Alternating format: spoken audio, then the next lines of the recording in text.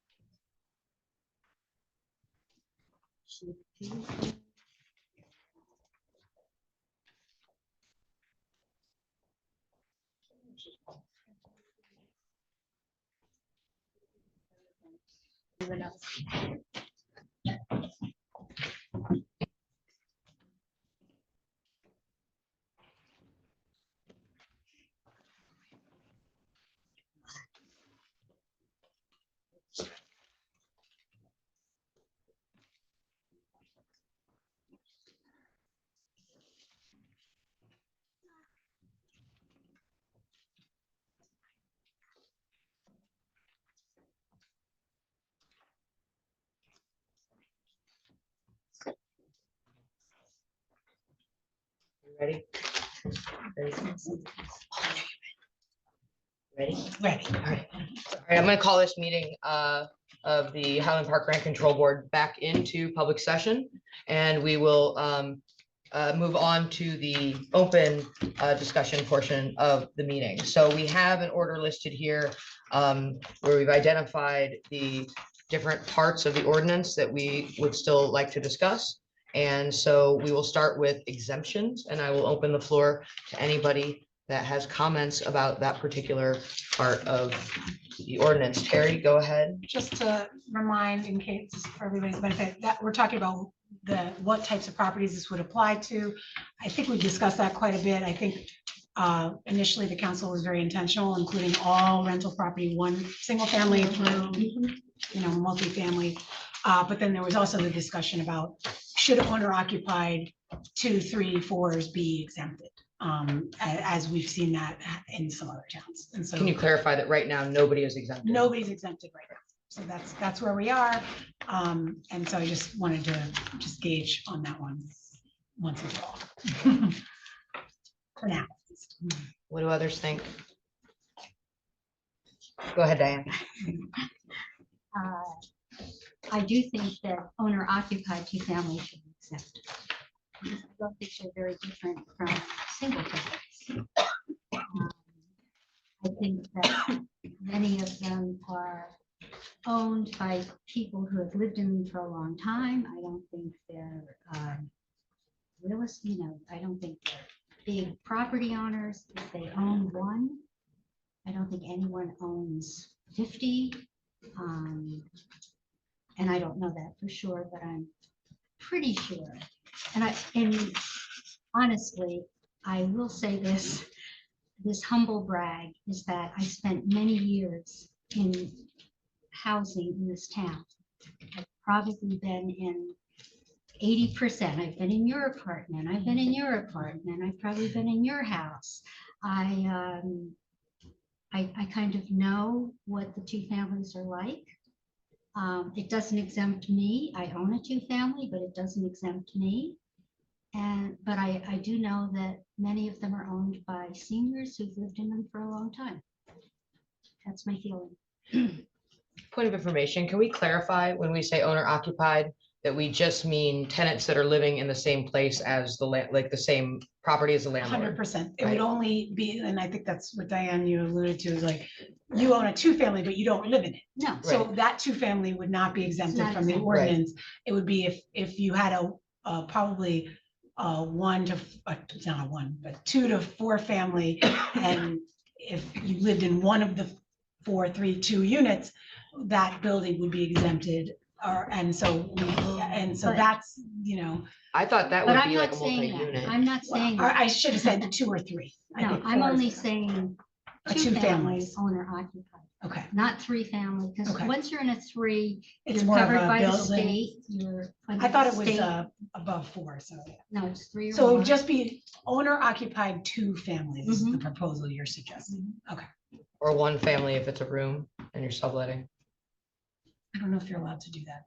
All So right, well, that may good. be on the DL kind of situation. I think that's how it usually happens. Yeah. So this is for two, we would, Owner occupied. two family for owner occupied, Basically, it's like a duplex. Yeah. Yeah. reminding The everybody to owner's stack. Upstairs and the tenants below. I understand Of the which I proposal. believe there are about 400 in town. 400 owner occupied 2-unit. I think so. But I don't know that for sure, and I haven't been doing it for a number of years, so, you know, things change. So we said, anyone else on this? We're recording each of these, right? Because I think we decided even if there's a plurality of positions on this, that we would share those all with the council. So can you, we've recorded Diane, so these should be exempted. Yep. I would like to go on the record thinking, I think I would like it, no exemptions at this point. Okay. I'm a little, especially knowing it's 400 units. Well, and I I'm not- don't know that there are that many. Yeah, I mean, I guess we could get that from the tax assessor, yeah. and then we'd be, yeah. Go ahead, Terry. Because Diane and I had an email exchange, we can know probably a good, how many 2 families, but if they're owner occupied or not, it would be difficult for us to figure out. Right. Even to find out how many 2 families there are. I think what Diane's saying sounds very reasonable. I also worry about the negative externalities, like what are the unforeseen consequences here that we're not considering and how this Mhm. might actually play out in real ways. But I think both I got it. should be noted, and I Yeah, think the we'll council put them should take both that in the into memo. consideration. Any other comments on? All right, shall we move on? CPI calculation. So this is currently, just for those that are joining us and may not know the ordinance, the way that we calculate the maximum rental increase each year is currently the average of the CPI, the Consumer Price Index, which is a measure of inflation, between New York and Philadelphia. So we add those two numbers together, we divide by 2, and that's where we get our maximum increase. I think currently it's what, 3 point, Back in my, I have the number somewhere. I want to say 3.7. 3.6, 3.7. 3.55. 3.55, right, which is an average of the 2. And I'll open it up for comment. Would ideas on this? You know, I have some, but I'd like others to weigh in first.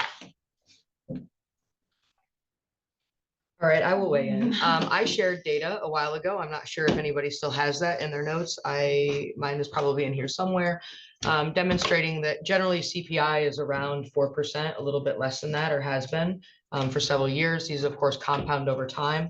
The average wage increase in Middlesex County in the last year was less than 1%. It was something around 0.5 percent. And I did graph that, I think, at one point in the handout that I gave and remember. demonstrate that if rents are increasing at 4% compounding every year and wages are not, of course, what we end up with is everyone's getting poorer and it becomes more and more difficult. I've looked through several ordinances and I haven't found any that actually take wage growth into account, but a lot of ordinances do take a percentage of, here we go, a percentage of CPI into consideration. And so what I would like for the council to consider is making, rather than just a flat average of the two, making that a percentage of that, something like 75%, 80%. This seems to be, there's a lot of ordinances that do this, and it allows us to sort of take into account that wages are sticky and that wage growth is moving a lot slower than price growth, right? And so in a way that makes it still very easy to calculate and not having to have some, very unknown complicated calculation to do this, and it seems to be very common. So just throwing that on the table for a possibility here that allows us to reconcile that sum, right? It might end up being about a percentage lower maybe than what it is, but and not quite closer to wage growth than to price growth, but not quite price growth either, which seems to roughly be what would happen if you just allow prices to vary with the market rather than having rent control. Any other comments? Diane? How does this compare with rent control throughout the state? I mean, this Like- particular formula. Yeah, so it seems that, some of them use CPI, some of them actually have flat percentages, it looks like they have no more than 5% or something like that. And then some of them do this percentage. I haven't found any, like I said, that take wage growth in, which is like what I want us to consider more broadly, because I think the goal of rent control is so we don't displace communities, right? We have a working class community, we have retired people that are on fixed income, we have students here that are on fixed incomes, and we don't want to displace our community. We like the composition of our community. And so taking wages into account, I think, is important theoretically, but it doesn't seem to translate very well into a rent ordinance because of the way that wage growth is calculated. And so this seems to be a common sort of way of dealing with that, is that it's not just CPI, but rather a percentage of CPI. So when you say a common way, Yeah, but we haven't seen it anywhere else. I've seen several examples of it. No, I don't have them with me, but we can, I think Newark might, yeah. In other Newark might be a flag, communities. right, in other ordinances in New Jersey. There's actually, someone did a report, I did not bring it with me, but I can I give know it to Terry circulate to, it, yes, the one distribute. that we were talking Yep, about, there yep. was figures the year after we did our ordinance in Highland Park, the study out of one of the Rutgers places did a whole survey of rent control ordinances in New Jersey. Right. And they had a nice breakdown of how they calculate the increase, Mhm. not specifically, but using CPI, arbitrary number, this, that. So we can circulate that. Go ahead, Stephanie. So will we use a nationwide wage growth, or will we use the medium income of Highland Park? Not using wage growth is what I'm suggesting. Instead of doing that would be a percentage of CPI. So 75% of CPI instead of 100% of CPI. Oh, got it. Yeah. So what we're doing times 0.75 is what I would suggest. It doesn't have to be that number. I would just suggest that it's not 100%. I think I'd like time to think about this. Go ahead, Can I Diane. make one more correction? When I said there might be 400, that doesn't mean they are all owner occupied.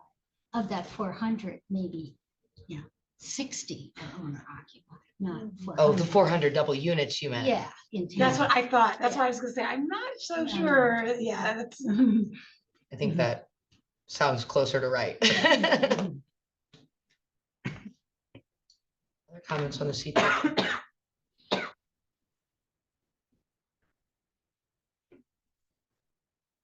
Other thoughts, Pauline? I think I need to think about it. Yeah. Shall we move on?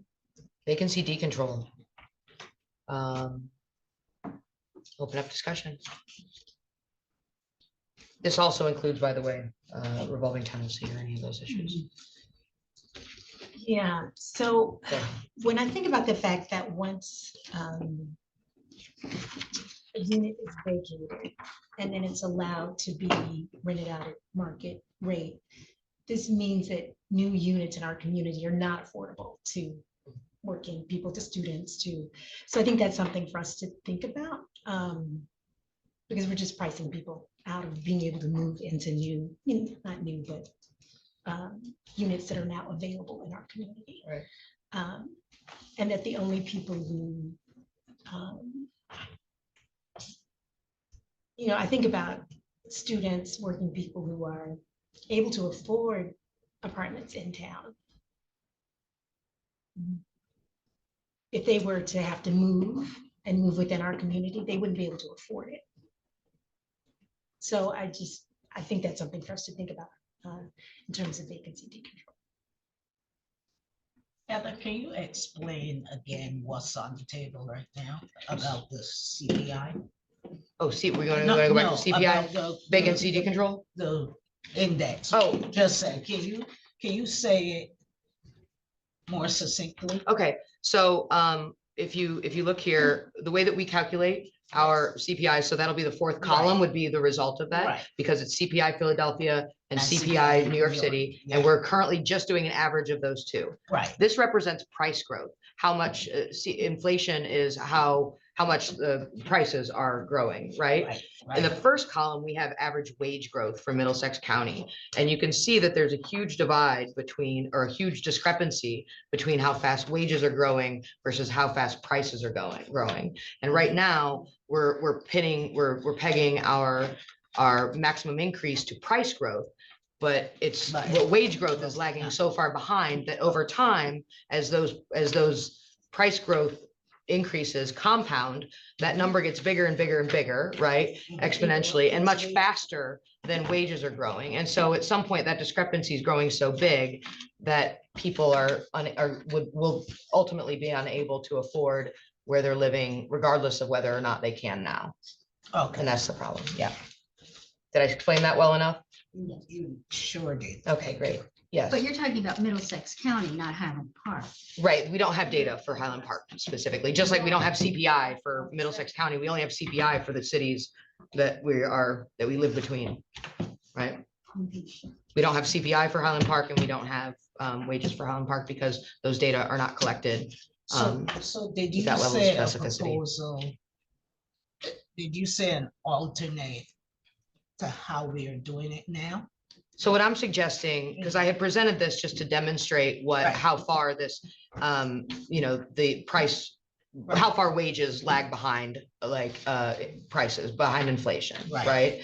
Right, Which in real terms means that if your prices go up, everything that you're paying goes up and your wages don't, you're poorer than you were the year before, right? yes, Right. So over time, that can become very problematic if you allow them to continue growing at disparate rates like that. right, Right. And so what I'm saying, rather than, because initially I had proposed that we somehow factor in wage growth, yes, and looking at a bunch of ordinances, that's not very common practice. But what is common practice, or what we do see in other ordinances, is that rather than taking just CPI, they take a percentage of CPI. So allowing it to be 75% of CPI. So instead of 3.55, it would be 75% of that. okay. Yeah, would be the max Okay, increase. now I get it, Okay. I get it. Thank you, We got anything else on CPI? Sorry, we shouldn't have breezed past that so quickly. thank you. All right, let's go back then to what Lucinda was discussing with vacancy decontrol, which is right now, the ordinance states that when once units are vacated, that they can be raised to market rate. They're no longer subject to rent control. They have to be able to, landlords have to be able to rent them, right? So they can't, but they can rise to market at that point. And so Lucinda has made one argument and like to hear from others.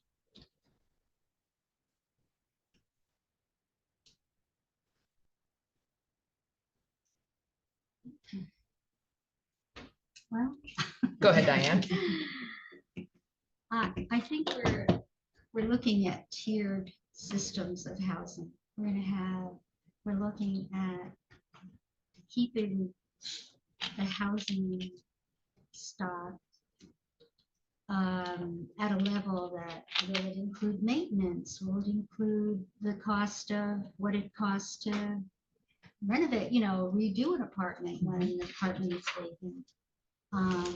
There are other factors, I think, other than just keeping it at a certain point, a certain rental price. And I think that could be a danger if we don't include maintaining and upgrading the housing stock. Point of information, capital improvements still apply to vacant, would apply, we'll say, let's say we had vacancy control, landlord would still be able to apply. I'd have to, I mean, my instinct is I would think so, but I hadn't thought about it. But yeah, I don't see why. I mean, I think they'd have to make the same, they have to come in early and make the same, whatever application, and we know we have to tighten up that application. So there would be a mechanism to do that, I think. But yeah, I hear what you're saying too, in terms of, yeah. No, I have a question more, so if you have another point. Go ahead, Terry, and then Lucinda. And I know I've said this before, one of my concerns about not having vacancy decontrol, and it's somewhat basic, is it's more difficult to manage that information. How do you ensure that? And I know you've done some research, Heather. How do you track it? Yeah, how to, just given that it's like he and I, and we have, 5 other things we're supposed to be doing. How do we track and make sure that actually is happening? That landlords are, if there wasn't decontrol, I forget what you call it. Vacancy control. Vacancy control, there's vacancy control. That means we got to track leases. We've got to, so there was some practical concerns I had, which doesn't take away your point at all. But I didn't know if in your research, and I know Jake has been doing some research, so we can do that research. But if that was something, if you've done any research on that, how, other than I'm familiar with how certain places have done it, and it was very cumbersome. So I just know our limitations to some extent. Go ahead, Yeah, that's Lucinda. fair. Well, and then another option would be, and I brought this up last time, is revolving tenancy, which we haven't discussed today, but where you have a group of people renting one place, one of them leaves, and instead of there being a new lease, rent control applies in that case, because maybe they're bringing in another tenant, they're still. As long as one of them is one of the still on there, original. right? Yeah, right. So that's another option, because that would certainly, yeah, that's just another option. Yeah, and Go ahead, Diane. according to our housing ordinance, if that person leaves, that entire unit is now inspected for code compliance and maintenance issues. So it's very possible that one person leaves and it could be a big expense depending on how things are looking. Yeah, and that's certainly something to consider. I just keep, thinking about students in particular who, have a fixed income and can't, afford to have the rent go up 30%. Others? Pauline? Anything here? I think maybe, I think that's a fair point. And so if this were implemented, I think we would want to We're look to talking about make. the revolving. Yeah, we would want to make sure that other ordinances that are factored into that, and that, and How would some of that those, impact reinspection? and right, things some of like those that? changes might need to be made to those ordinances then, to make them line up so that they harmonize with whatever changes are made to the rent control ordinance. I think that's fair, right? I agree. Because maybe that doesn't need to be the case if it's, Well, then we're talking about depreciating the maintenance. We have to keep that at a level.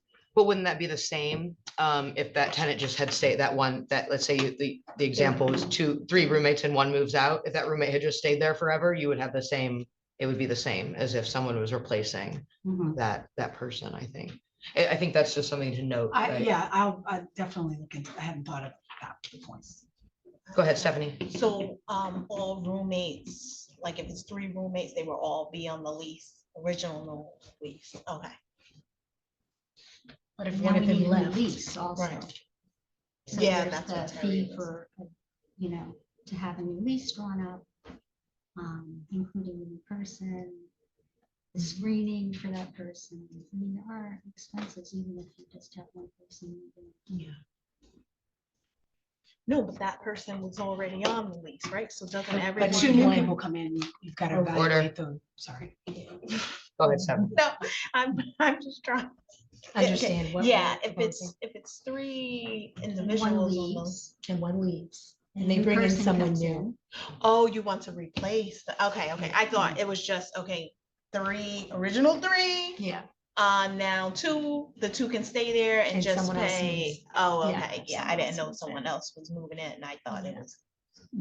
That's the revolving part of the tenancy. It Yeah. happens a lot with students, right? So one graduates and the other 2 haven't, and they get a new roommate. Mhm. Go ahead, Terry. I just, as a former owner of 2 family with my husband, we actually loved this because it meant you didn't have to advertise. There's the switch side is when the 3 don't have graduate to go students, look one for leaves, they find another roommate. You don't have to advertise, like there's some advantages. So I tend to think landlords like it as much as not, you know, and not maybe the decontrol factor, but it is very common and it actually helps because that saves you money on advertising and things like that. If people find their own new roommate. But so I'm totally neutral on yes or no to that, but I will say in my experience, it's very common that landlords don't mind that because it's like, oh, good, I don't have to worry about this. You guys worry about it. You guys get along, you know, but we always had everybody on the lease. That was important. Mhm. Other comments on this? I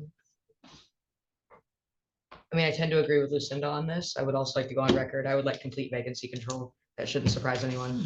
I think that we could model after our ordinance after that of Newark and several others in New Jersey that have vacancy control. I think the point of rent control, like Lucinda says, we don't want it to just be that the existing units are ones that are affordable, but we want when new units open up to also be affordable to the community that we serve, right? So I think that's important to have, and to the extent that it gets enforced, like our entire rent control ordinance is based on community knowing to come to us when they're even our rental increases, right? We don't go out, we don't have those certified at this point. We don't check anybody's leases. And so the fact that we even have a maximum rent increase,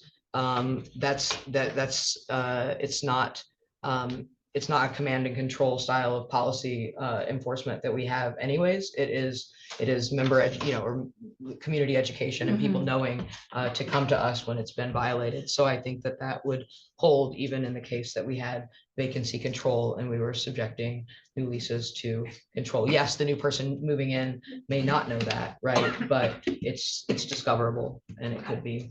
I understand. And I think there's other ordinances that we could model ourselves off of that have vacancy control. But I think all points should be reported equally. Just and fair return.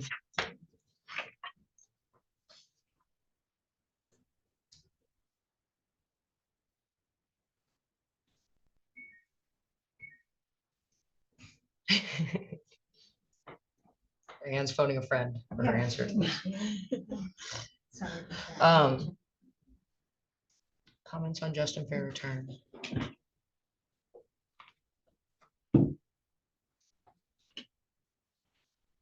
Well, we've looked at other ordinances, whether or not that. We have to make a recommendation of some kind in terms of what that should be. Yep. Because that does have to be defined when people come forward with hardship applications, so, yeah. Go ahead, Carrie. So I'm just want to characterize as like tightening up the definition, putting a definition, because frankly, the current ordinance doesn't have one at all. Okay. And I think that's just the recommendation we want to make to the Okay. council, right? Are we all on board with that? And let them figure out what those details are. Got it. All right, Are we gonna put a number there before we send it to them? do we want to put I a mean, number there? you before can we send say, it? suggest that they should look at a number, you know. Well, I feel like we should put the number on recommendation from something. Okay, Okay. Put a I'm number. okay with that. That's what I think. Okay. It's a calculation. Yes. It's not a number, it's a- I'm sorry, keep going. Go ahead, Stephanie. So, okay, we went through everything. I just want to know the timeline. So now you guys, you'll sleep on all of this. We'll come back with the edit, then you have to vote, then it'll come to us. I don't even know if there's a vote. I mean, this is. I don't know that, I mean, because we're just giving recommendations and we agreed to just include the range of different opinions that we have rather than trying to come to consensus here, since that seems very unnecessary, given that we're not the policymakers, you are, right? That we give you all of our sort of the range of thought on this and let the council take it from there. And Go ahead, what Terry. we had discussed was Jake and I would take this feedback as well as the feedback of the public when we get there and Mhm. also prior meetings, because we talked about this a couple of times in various ways. Basically to draft a memo, almost like imagining this is on your behalf, like these are the things. And Right. that would then go to the council for consideration. And then with your committee and working with Yeah. SOPNA, ultimately ordinance amendments would be drafted. God. Go ahead, Lucinda. And is that something we would review at the next meeting? Is that, Yeah, we could do that, or it could be an email. I don't know. We could talk Yeah. about that. I hadn't thought about it would it. just be great to just see it before it goes off. to Sure. The committee. I think if we're expecting to have any like veto power over it or the ability to make any kind of edits, we should probably reconvene to not vote to accept Yeah. it, but vote that, yes, this is our And report. for example, I don't want to have any kind of deliberations via email that challenges the fact that we do a quorum when we're over email. So we Right. need to not, yeah, there needs to not be deliberation in that space.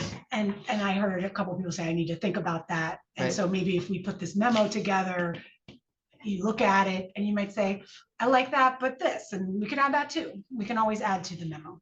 Go ahead, Pauline. So I think when Stephanie said timeline, we can tell her if in the next 2 meetings or in the next meeting. I think that's what, It needs to I'm be, not dis- speaking for her, but I'm thinking that she wants an idea of how soon. No, I just. Go ahead. I just didn't Go ahead, know, so you got, this is your suggestion, that it will come as a form of a memo Oh, or okay. so. I didn't know you have to vote again, like I wasn't. I don't think. think you have to vote, I think, but I would like to know that we captured the spirit of what you Right. want to convey. It would essentially be like the approval of minutes, I think. Yeah. would be- I I would mean, just we're say, not like does this voting in a memo cover consensus all the way. points? And then if the answer is Right. yes, and we won't say, obviously if something that everybody thought was, like we'll use just and fair, everybody agreed, we need to tighten that up. We need to probably put a number, work with, work amongst the council should work to figure out what it's comfortable with. Based Go on ahead, some of the Stephanie. So research. they would need this back. Okay, rent control would need this, like our final edits before October. Remember, finance meets quarterly. You and can always have a special meeting. Okay, I think you're but- over worrying. No, I'm trying to, so The only time, really time sensitive, there's some cleanup that we all discussed many meetings prior that Mhm. really needs to happen. That there's just wrong things in there that we gotta fix.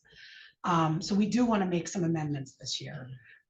If there's a decision, if council wants to influence this CPI, for example, for next year, this Mhm. calculation, there's some time sensitivity because we gotta Right. get that done in time before our October. and that's what I'm deadline. saying. So there are some, deadlines, but I think we can turn around a memo pretty quickly. If you are up for a meeting next month, we could reconvene next month and review it. And then that memo can be. I think we should probably plan on that and it'd be a Yeah. very, very Oh, short yeah, meeting. yeah. I think that's a good Next idea. month, Yep. yes, yes. And then That's that way, if, let's say, we'll look at the Work on it, finance committee yeah. schedule, if it doesn't match up, I'm sure folks would be to talk about this, just to keep it moving. Because And Jared is in here, so this will give him a chance to weigh in. as well. Yep. and then we'll take it. work And then at session that and all point, of that. Yes, and certainly at the point where we have some some real, like an actual amended ordinance, we could share it with the committee, the board as well. But presumably it will have gone through your committee, so there's some consensus behind it. I mean, I'll go to the council meetings and Yeah. watch when it comes Yeah, up. yeah. I mean, so you don't have to bring it back Well, here. yeah, so yeah, our committee, it's myself and two other council members who probably want to kick it around a whole bunch of time, knowing them too. Okay, all their edits, they want to look at it, then it'll come to. It'll probably go to a open work session of council. Then it'll go to a whole where everyone When will it gets- decide. Okay. The other two council members that's on finance, it's Matthew Hirsch and Councilman Phil George. So they will be the first two eyes to see it. All right, any last comments on the ordinance itself before we move to public comment? No, I'm good. And I think we have a plan, which is to compile all of these, put it together into a report, send it out, and then we'll plan on convening next month to give it a final look, give Jared a chance to weigh in, and then approve it in the same way we would approve minutes, but not. And if we need a resolution for that, we can do that, but I don't know that that's necessary since this is largely an informal act of the board to give recommendations. It's not our formal charge. All right, shall we move to public comment? Yes, Jake, you might want to turn. Oh, let me turn that mic on. Remember, there's a thing at the base. Do we have people on? There is only one person on Zoom. Is anybody here to speak in public comment? I actually had to leave, so that's perfect. Yeah, there we go. Have the opportunity to speak. If you could Just state tap your in or name. Oh, I might need it. I gotta turn the mic. I forgot to turn it back. No, I can also talk loud. No, it helps for the Zoom. you might not Oh, be I able to can hear hear you. online if you, No, I get it. although my voice is scary in whatever microphone. I think This it's working mic now. is great. Okay. It picks up everything. Only picks up my voice. My name is Jessica Huntington and I am on Montgomery Street. And I just want to thank all of the volunteers who serve on this committee. I know that a lot of our committees across our borough are entirely made up of volunteers. And so that you're giving your time to that. And I just wanted to share some concerns. This is my first rent control board meeting, but I've attended a number of mayor and council meetings over the years and seen the public comment period. And I was very concerned about last month's rent control board and specifically the engagement of our attorney that our taxpayer monies are paying. And I just wanted to raise that because I wanted us to be aware that I don't think we want that kind of engagement with our volunteers. And I also want the mayor and council to know that they need to consider that kind of engagement with the public. And I've raised that before. I have attended a mayor and council meeting in which Attorney Shaw also engaged with community members in that way. And I just want the mayor and council to really think about whether or not they want that kind of engagement with the public. I think it diminishes. I think it is condescending. I think it's disrespectful, and it doesn't allow for us to value you as volunteers who are serving on our committees, but also it sends a message to our public that the mayor and council don't want to hear from the public. And I have also noticed that the public comment period in the mayor and council meetings has significantly changed since Attorney Shaw started, and that it has what appears to me to be being told that they should not respond in any way to public comments. Like, listen to all the public comments, don't say anything, I will manage it, meaning Attorney Shaw. And I think that the mayor and council really need to consider that. So thank you again for your service. It was really, I appreciated being able to be here and hear. I'm a homeowner. I don't rent out my property. I don't rent a property, although I rented here for 4 years before I bought a home. And so I just appreciated the opportunity to be able to hear your deliberation. So thank you. Thank you. Thank you, Jessica. Others?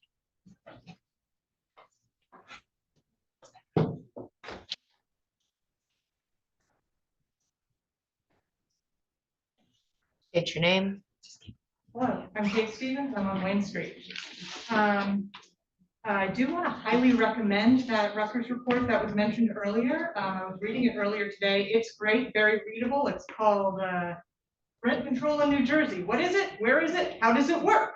It was published in 2024, and it looks at rent control history of New Jersey, as well as more recent things. It's got some beautiful graphics that show sort of the diminished impact of rent control as exemptions are added, and that reduces the positive impact. There's also been a lot of great studies discussing how broadly New Jersey has very moderate rent control, such that it does not tend to have the negative impacts that are seen elsewhere. And our rent control is currently, pretty in line with that. I do also want to support the discussion of the different ways of calculating CPI. There are many, there's again discussion in this lovely report about the different ways to sort of do that percentage cap of a certain percentage of CPI to help keep it sort of sticky in the same way that wages are sticky. And I also wanted to note that there are multiple ways of vacancy decontrol. I agree. I think that keeping vacancy decontrol or making vacancy decontrol not part of our ordinances would, like, having there be no decontrol would be best to help maintain the possibility for people to leave and return. Currently, that's not an option for lots of people. There are many people that I know who are unable to move out of their current apartment, even if they would like to, because it cuts off the option of returning to a place that they may love. And that's very depressing and sad, and it reduces people's freedom to be a person. There's also, you can have once a year or once every 10 years, there could be decontrol for the building. In terms of, it also has some lovely suggestions in the back about how to build a proper municipal rent control resource center with suggestions for how to keep track of these things, how to provide more information to individuals to create better processes. I think that it would be great if some of these FAQs, for example, which does include like I was reading the lovely FAQs on the website, and they do in fact mention that you can't do the rotating tenancy thing. But it's not in our ordinances that you can't. It is simply in the FAQ. Either way, I might suggest that those be required to be included in new leases being sent out in the same way that lead packets are sent out with new leases. And finally, if we're having trouble tracking these things, then what are my tax dollars paying for? It's possible to create a database to have landlords register. It is possible to create a form for renters to report what their building is like, what their rent is right now. There are tools to do this. And I think saying it's too hard is really disrespectful to the citizens that are being served. Thank you. Thank you, Kate. Anyone else? Go ahead.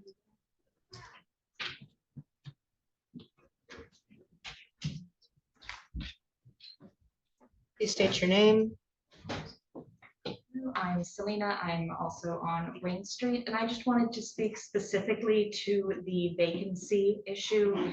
It is one that, as someone who was just recently looking at renewing a rental lease here, is particularly on my mind. And I am one of those people who, if I leave my current apartment, I cannot afford to remain in Highland Park.